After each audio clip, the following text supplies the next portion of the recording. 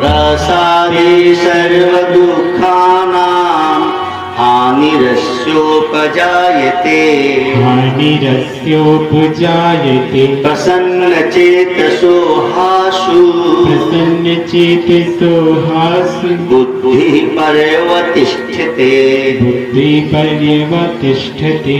भगवान कृष्ण कह रहे हैं अंतःकरण की प्रसन्नता होने पर संपूर्ण दुखों का अभाव हो जाता है और उस प्रसन्न चित्त वाले कर्म योगी की बुद्धि शीघ्र ही सब ओर से हटकर परमात्मा में भली भांति स्थिर हो जाती है। आप जरा समझेंगे विषय को। हम जितने लोग बैठे हैं हम चाहते हैं कि हमारा मन हमारी बुद्धि भगवान में लगी रहे, लगती नहीं। मेहनत करके लगाते हैं तो भी नहीं लगती, लग भी गई तो टिकती नहीं है, हट जाती है। तो भगवान में स्थिर कैसे होगी? हमारी बुद्धि संसार में स्थिर हो गई है, इसीलिए दुखी है। अब इस बुद्धि को भगवान में स्थिर करना है ताकि सुखी हो जाए। जैसे मछली गलती से जल से बाहर आ गई, तड़फड़ा रही है, अब उसको जल में डाल दिया जाए तो सुखी हो गई ना। तो हमारी आपकी मन बुद्धि भी लग गई है संसार में, दुखी है। ऐसा क्या करें कि भगवान में लग जाए और सुखी हो जाए? पूरी जप ध्यान तीर्थ व्रत पूजा पाठ हम करते क्यों हैं? क्योंकि मंदिर जाने से व्रत उपवास करने से आनंद की अनुभूति होती है, सुख का एहसास होता है, इसलिए करते हैं। तो प्रसादे सर्व दुखानां हानिरस्योपजायते।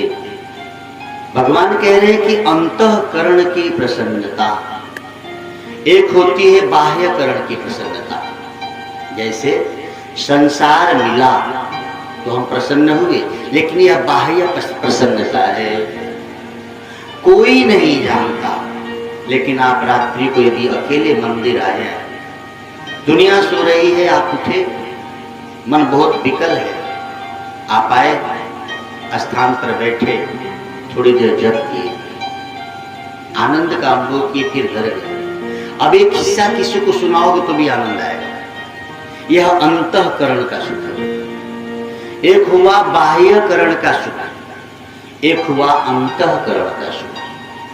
तो संसार के मिलने से, संसार के व्यक्ति और वस्तु के मिलने से बाह्य सुख होता है। बाह्य सुख दिन और रात के समान होता है। सुख हुआ फिर बाद में दुख होगा, दुख होगा फिर सुख होगा। जैसे रात हुई फिर दिन होगा, दिन हुई फिर रात होगी। लेकिन अंतःकरण की प्रसन्नता कैसे होती है? जैसे कई कई देश ऐसे हैं जहां रात होती है, उष्मा, या यूं कहिए आकाश जैसे निर्लेप उष्मा। एक बार अंतःकरण की प्रसन्नता हुई तो वह प्रसन्नता स्थिर है, वहां दुख का लेश मात्र भी नहीं। जल में और किसी चीज का अभाव हो सकता है, लेकिन क्या शीतलता का अभाव होगा? नहीं। जल के भीतर और असुविधाएं हो सकती हैं आपको, लेकिन क्या आपको गर्मी लगेगी? ये नहीं। तो अंतःकरण की प्रसन्नता से संसार का दुख पहुंच नहीं सकता। लेकिन ये होगा कैसे? प्रसादे सर्व दुखानां। अंतःकरण की प्रसन्नता कब आएगी? बुद्धि पर्यवतिष्ठते। जब हमारी बुद्धि संसार से हटके परमात्मा में स्थिर हो जाए। और ये परमात्मा में स्थिर होती कैसे है? सत्संग श्रवण करने से। सद्गुरु के वचन का श्रवण करें, उनका दर्शन करें, उनके वचनों पर विश्वास करें। संसार दुखालय है, ये बात गुरु ने बताई, शास्त्र ने कहा। अभी से हम मान लिए तो ठीक, और नहीं तो फिर जाओ दुख सहो और फिर मानो।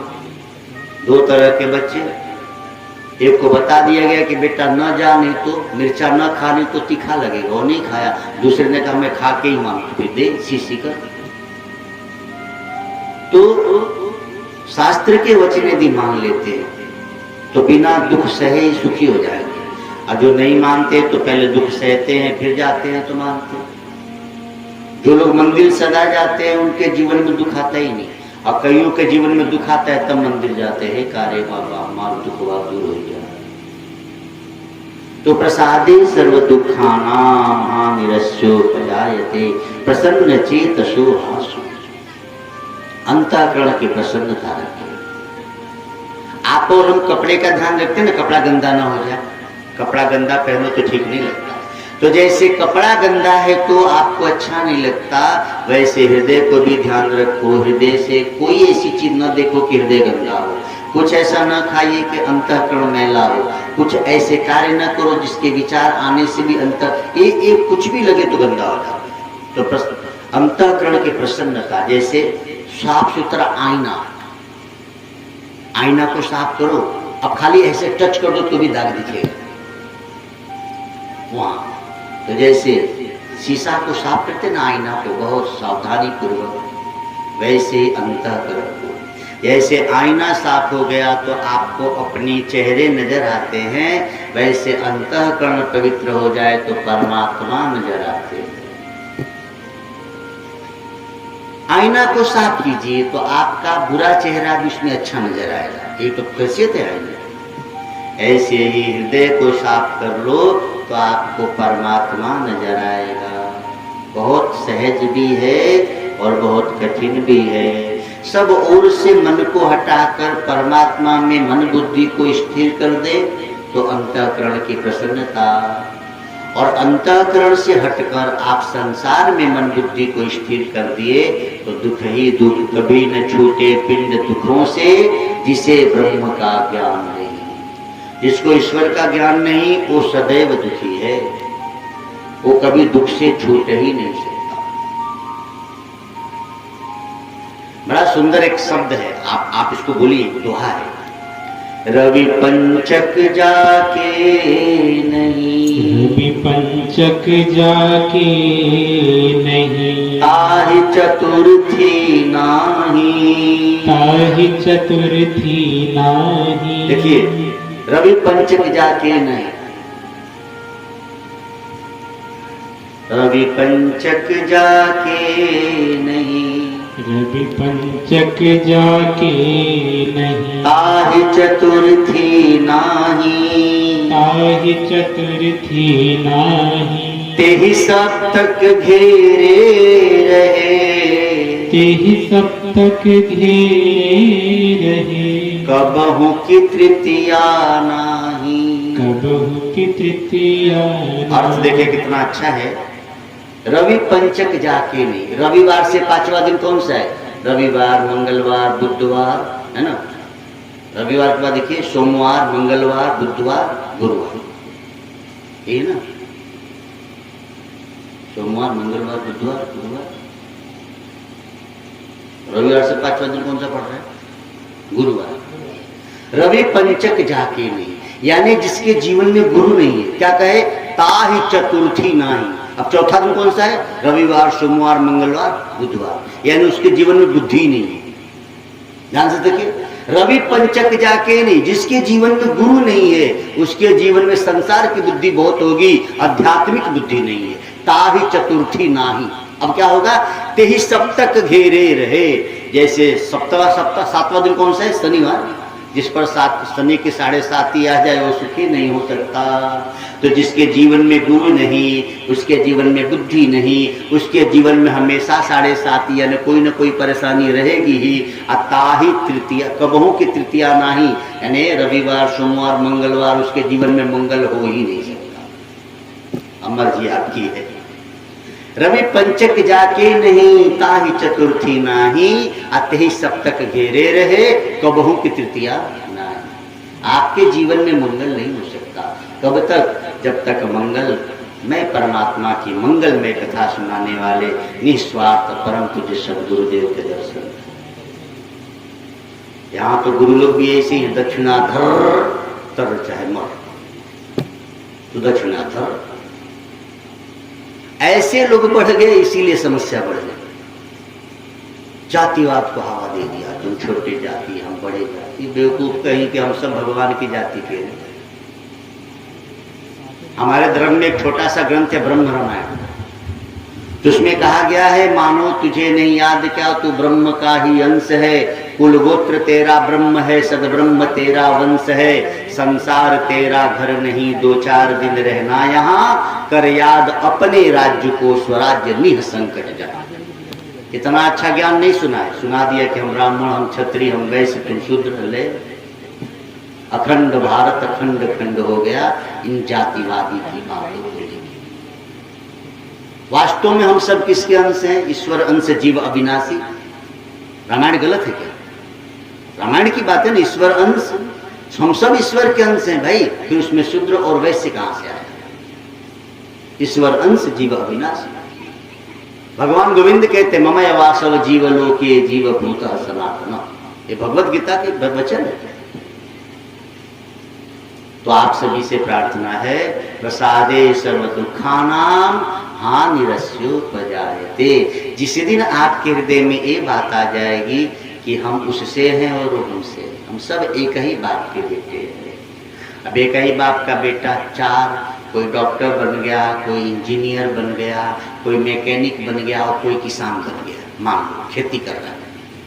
अब उनकी बाहरी भाई कोई डॉक्टर साहब, कोई इंजीनियर साहब, कोई मैकेनिक साहब और कोई बेचारा खेती करे, पढ़ा लिखा नहीं, भैंस चराए, तो क्या भैंस चराने वाला दूसरे बाप का कहा जाएगा? उसका बाप बदल जाएगा। डॉक्टर है उसका भी बाप वही है, और जो भैंस चरा रहा है उसका भी बाप वही है। तो हम ब्राह्मणों का भी बाप वही है और शूद्र का भी बाप वही है ना, बाप ही बदल दिया गया।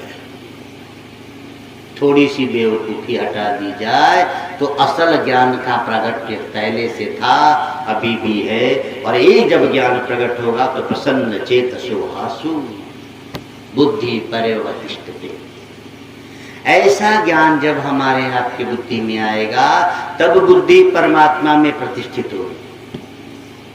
जब तक ऊंच नीच का भाव बना रहे, आप सब तो बड़भागी हो गए। आप सब अयोध्या में आते हैं, ये अयोध्या में आता होगा, हम संकल्प कराते तो बोलते अवध क्षेत्र है। भगवान राम जी को देखो, कहाँ तो चक्रवर्ती दशरथ के पुत्र हैं, और राम जी का मित्र कौन है? निषाद राज, वो जंगली आदमी। यानी राम जी कभी जातिवाद नहीं देते। क्या इतने बड़े राजा का बेटे का एक मित्र कौन है? जंगली, जिसके पूरे कपड़े भी नहीं, न बढ़िया घर न बढ़िया कपड़ा, और राम जी के मित्र हैं। श्रृंगबेरपुर में पहला पड़ाव भगवान का पड़ा। इससे सिद्ध होता है कि भगवान राघवेंद्र किसी को अपने से छोटा नहीं मानते,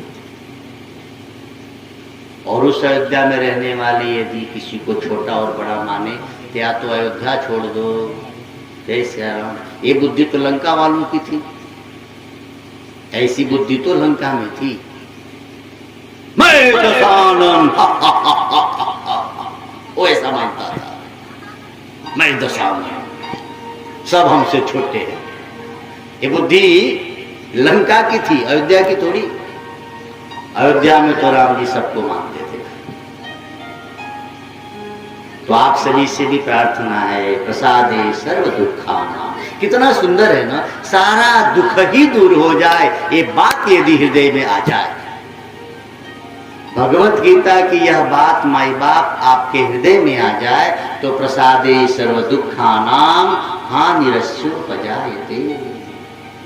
आज के बाद आपके जीवन में दुख नहीं रहे यदि भगवत गीता की यह बात समझ में आ जाए। जब भी दुख अनुभव होता है या दुख से मन विचलित होता है तो दुख का मूल कारण है अज्ञानता। दुख में ज्ञान का अवलंबन लो कितना हो, बड़ा दुख को टिकेगा ही नहीं, क्योंकि हर दुख ही सुख के लिए आता है। अच्छा रात आई तो दिन आएगा कि नहीं आएगा बताओ? रात हुई है तो सुबह होगी कि नहीं होगी? और सुबह होने से कोई रोक सकता है? दुनिया की सारी मिसाइल लगा दी जाए कल पूरब की तरफ, है निकलना नहीं, तो मानेंगे क्या? रात्रि के बाद यदि सुबह होती है तो दुख के बाद सुख होगा। दुखी होने की जरूरत क्या है? 12 घंटे की बात है।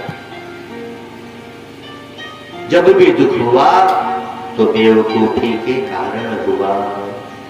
इसीलिए कृपा करें, सुख दुख से ऊपर उठे, अंतःकरण में प्रवेश करे और वहां न सुख है न दुख है। सुख ने जाते जाते कहा, दुख से कहना मैं नहीं रहा तो वो भी नहीं रहेगा। जब सुख नहीं रहा तो दुख रहेगा। आपकी बचपना नहीं रही तो आप लोग की जवानी रहेगी क्या? अच्छा, जिसकी जवानी नहीं रही उसका बुढ़ापा रहेगा? नहीं रहेगा। जब बचपना बीत गई तो जवानी भी बीतेगी। अच्छा, जवानी बीत गई तो बुढ़ापा रहेगा? कई लोग बुढ़ापा आती तो कहते हैं अब तब मर जाए तो ठीक। अरे कहो मत, मर जाओगे, ये उम्र थोड़ी हो। जवानी में तो बड़े मजे थे। तो जब अच्छी जवानी नहीं रही तो बुढ़ापा भी नहीं रहेगी भाई। सब बीतने वाला है। आप दृष्टा बनिए, न कि दृश्य बनिए। जगत का दृष्टा बनिए। देखो अपने आप को कि मेरा जीवन कैसा है। हम जन्म के पहले थे और जन्म के बाद भी रहे। विवेकानंद जी अपने मां की गोद में आके बैठे। कुछ विवेकानंद जी की बात है। तो माताओं की एक आदत होती है, बच्चों के सिर पे हाथ दे। कहां गया था मेरा लाला? तो स्वामी जी ने पूछा कि मां तेरा बेटा कौन है? तो बोले तू मेरा बेटा। छोटी उम्र थी विवेकानंद जी। बोले ये तो मेरा सिर है, तेरा बेटा कौन है? अम्मा तो मां ने गाल चुमा कि तू ही तो मेरा बेटा है। बोले नहीं मां, ये तो मेरा गाल, तेरा बेटा कौन है? मां बड़ी सोच में पड़ी। अरे मां ने माथा चुमा, अरे तू ही तो मेरा बेटा है नरेंद्र। बोले नहीं मां, ये मेरा मस्तक है, तेरा बेटा कौन है? छोटी उम्र एक छोटा सा बच्चा क्या सुंदर जवाब दे रहा है। मां घबरा के बेटे को गले लगाई कि नरेंद्र तू ही मेरा बेटा है ना? ये बेटा कहता है नहीं मां, ये मेरा शरीर है, तेरा बेटा कौन? मां हतप्रभ रह गई कि ये क्या कह रहा है तू? छोटे से बेटे ने कहा कि मां ये मेरा शरीर तेरे घर जन्मा। बोले हाँ। तो तेरे यहां मैं आया इसका मतलब इससे पहले भी कहीं था? तभी तो आया हूं। आपके घर कोई मेहमान आए तो आकाश से थोड़ी टपकेगा, कहीं था तो आया। अच्छा, जो आया वो जाएगा। जय सिया राम। छोटे से नरेंद्र बचपन में अपनी मां को कितना सुंदर ज्ञान दे रहे हैं कि मां ये मेरा शरीर है, मैं तेरा बेटा हूं, तूने शरीर को जन्म दिया, मैं इस शरीर का दृष्टा हूं, मैं इस शरीर का संचालक आत्मा। वो बच्चा बड़ा हुआ और वर्ल्ड रिलीजियस पार्लियामेंट 1893 शिकागो गया और दुनिया जानती है गुलाम भारत का नाम करके आ गया स्वामी विवेकानंद। बचपन से बच्चों को ऐसा ज्ञान होना चाहिए। और आजकल के बच्चों को मोबाइल चलाने का ज्ञान है, टीवी चलाने का ज्ञान है। ये थोड़ी ज्ञान है कि हम आत्मा। अच्छा, जब तक आत्मा का ज्ञान नहीं होगा अंतःकरण की प्रसन्नता नहीं आएगी। प्रसादे सर्व दुखानां हानिरस्योपजायते। तो जैसे विवेकानंद जी को ये अनुभूति हो गई थी स्वामी रामकृष्ण की कृपा से, हम पर भी गुरुदेव की कृपा। गुरु ने बताया, वेद ने बताया, भगवत गीता ने, गोविंद ने बताया कि तुम आत्मा हो। वासांसि जीर्णानि यथा विहाय नवानि गृह्णाति नरो पराणि। जैसे मनुष्य नवीन कपड़े पहनता है, पुराने वस्त्र को उतार देता है, वैसे आत्मा भी पुराना शरीर छोड़ के नए शरीर को धारण करती है। तो आत्मा कहाँ मरी? कितना सुंदर ज्ञान। प्रसादे सर्व दुखानां हानिरस्योपजायते। बहुत दुख दे ना तो सोचो बहुत अच्छा है, कभी मैंने दिया आज ये दे रहे, हिसाब किताब। आपके जेब में पैसा हो, आप मेला जाने के मन में हो, मेला जाऊं छोला खाऊं, इतने में किसी का कर्जा लिए थे आया और जेब में से जबरदस्ती आपका 10 रुपया निकाल लिया। ये दुख की बात है कि सुख की? थोड़ी देर को तो बुरा लगा कि छोला खाने का मन था, ये हराम को पैसा लिया, लेकिन ये तो सोचो हमेशा के लिए इसका कर्जा उतर गया। जो बार बार इसको देख के नजर छुपाते थे, रास्ता बदलते थे, जाने दो भले छोला नहीं खाए, छोला न खाने से मरेंगे तो नहीं, लेकिन आज के बाद इससे हम डरेंगे नहीं, इसे आंखें नहीं चुरानी पड़ेगी। सुन रही हो ना माइया? तो बहू यदि दुख दे तो सोचो कि इसका कर्जा उतर रहा है, फिर मैं इसकी सास बनूंगी नहीं, इसकी बहू बनूंगी नहीं, भले उतर जाए ठीक है। अब ये सोच लो तो दुख बगाए, और नहीं तो जा करो हे करे बाबा तो या कैसन मिलो। ज्ञान नहीं है तो बहू बिगड़ी तो रोगी, और ज्ञान है तो खुश हो जाओ कि हिसाब किताब पूरा। जय सिया राम, अगली बार आना न पड़े। प्रसादे सर्व दुखानाम हानिरस्योपजायते। तो मित्र और दुश्मन, निवेदन है आपसे वेदों की बात, दुश्मन से कोई दुश्मनी हो जाए ना, आपको गाली दे दिया मार दिया तो ये बहुत बुरा नहीं है, हिसाब किताब पूरा हो। आपको एक वेदांत की बात बताऊं, आप जल्दी समझ जाएंगे। आपका हमारा जो जीवन है ना, जीवन एक फिल्म है। फिल्म देखे हैं ना आप लोग? फिल्म जो देखते हैं मोबाइल में अथवा टीवी में, तो ये फिल्म किसी डायरेक्टर ने पहले बनाया है ना, और जो सीन, जो टोन, जो जहां जैसे सेट है वही दिखता है। फिल्म बन के पहले तैयार हो जाती है। फिल्म में कोई जन्म लेता है तो कोई मारामारी करता है, प्रेम भी होता है, झगड़ा भी होता है, आग भी लगता है, नदी पहाड़ सब आते ही हैं, और बाद में फिल्म खत्म हो जाती है। तो आपकी हमारी फिल्म भी पहले से बन के तैयार है, आप उसको देख रहे हैं। आपका ब्याह हुआ, आपको पता था क्या किससे होगा, कब होगा, लेकिन टोन जिस दिन जैसा वो सीन आया कि नहीं। जैसे पहली बार फिल्म देखो तो आपको नहीं पता आगे क्या होने वाला है, वो सीन जैसा डायरेक्टर ने बना वैसा आएगा। तो आपकी हमारी जीवन की फिल्म उस डायरेक्टर ने बना के भेज रखी है। अब किसी से झगड़ा हो गया तो सोचो आज की सीन यही थी, किसी से प्रेम हो गया तो सोचो ये सीन, सब सीन है। अब इसकी काट छाट कौन कर सकता है?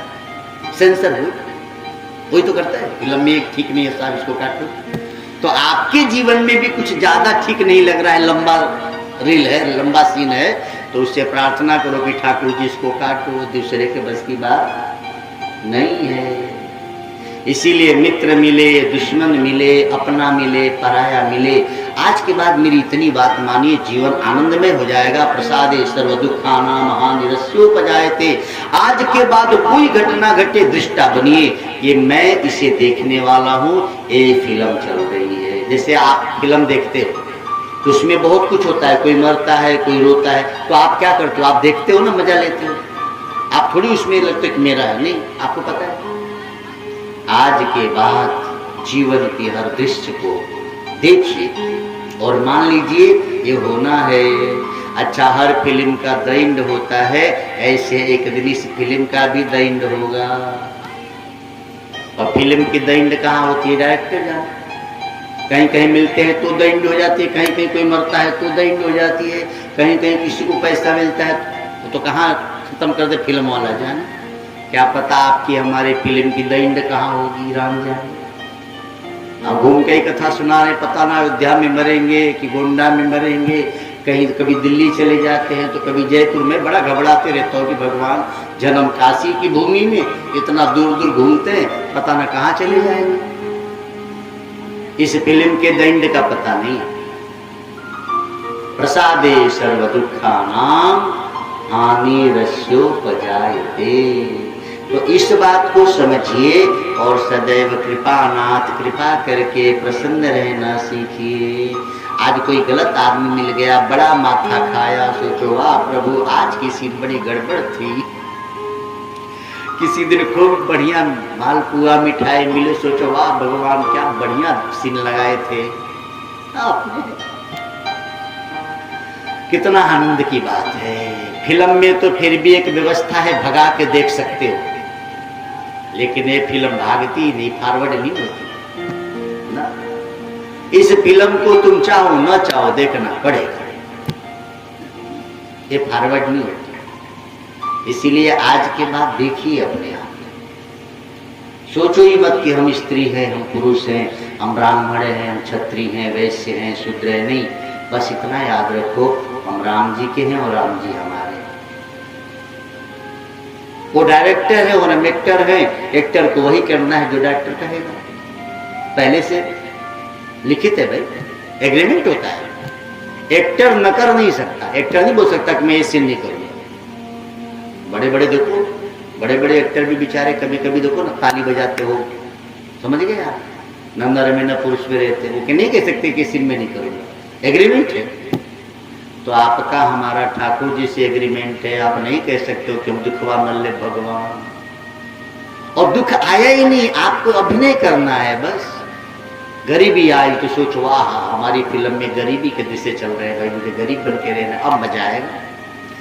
आप दुखी तब होते हो जब लगता है कि हम बड़े अमीर थे, हाय रे हाय गांव वाले क्या कहेंगे, हम दुखी हो गए, हम तो गरीब आ गए, मेरे पास तो बड़ी समस्या आ गई। नहीं, ये सोचो इसी गांव में मैं अमीर का रोल कर रहा था, अब मेरी गरीब वाला सीन आ गया, बढ़िया से इस रोल को प्ले करूं। मैं गरीब हूं थोड़ी, गरीब का अभिनय करना है, करो अभिनय खूब बढ़िया से। आ गया संपत्ति, करो अभिनय, क्या मजे की बात है। अपने को रोल मिला देने प्ले कीजिए। प्रसादे सर्व दुखा नाम हानि रसूप जालते। आज के बाद हर कार्य भोजन करने बैठो तो जो भोजन आया सोचो आज मेरे फिल्म में यही भोजन है, थाली न पलटो भाई। थाली पटकने से रसोई घर से दूसरा भोजन आ जाएगा क्या बताओ? कई लोग थाली पटके होंगे कई बार, तो क्या दूसरा भोजन आ गया था? नहीं, जो था वो भी पटक दिया। अरे जब भोजन आ ही गया तो सोचो बस यही खाया, ले ले भाई। हम कभी नहीं किसी से कहते, आप पता करो हम जहां भी जाते कभी किसी को नहीं कहते मुझे ये चाहिए। मुझे मेरे गुरुदेव ने समझा दिया जो होगा मिलेगा ही। कल आपने सोचा था, हमने सोचा था कि अब पपैया मिल जाएगा रात में, नहीं, और मेरे भाग्य में कहीं नहीं मिलेगा। इच्छा न करो, जो होगा भाग्य आएगा। इच्छा न करो तो भी जो होना है वो होगा। इच्छा क्यों करनी? मान की इच्छा करोगे तो मान नहीं मिलेगा। किसी को मिला हो तो बताओ। किसी चीज की इच्छा न करो। अच्छा, विभीषण जी राम जी से मिलने आए तो इच्छा करके आए थे क्या कि मैं लंका का राजा बन जाऊंगा? नहीं, लेकिन आते ही तिलक हो गया।